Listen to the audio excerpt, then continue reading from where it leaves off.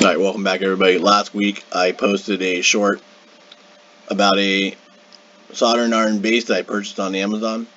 The base itself is actually too light and unstable to safely hold up the soldering iron. I also wanted to organize all my bits as well as soldering iron paste and wire into one uniform station. So what I did here is jumped onto onshape.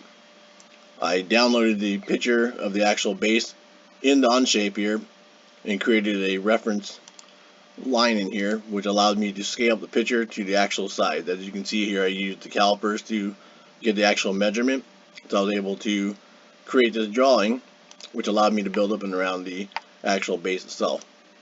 And you'll see as I scroll through my timeline here that I actually built the base in order to fit the actual factory made base, and created some accessory holes here. This one here is for the flux paste.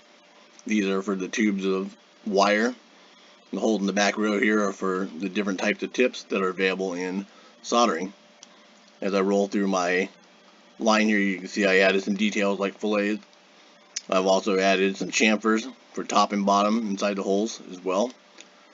The chamfers on the top and bottom allow me, when I print, to eliminate one of the issues that you always run into in 3D printing is elephant's foot. So this is what I came up with. I got a space here now for the actual base to fit and be supported, plus all the accessories. In the next video I'll demonstrate the new base in its working order.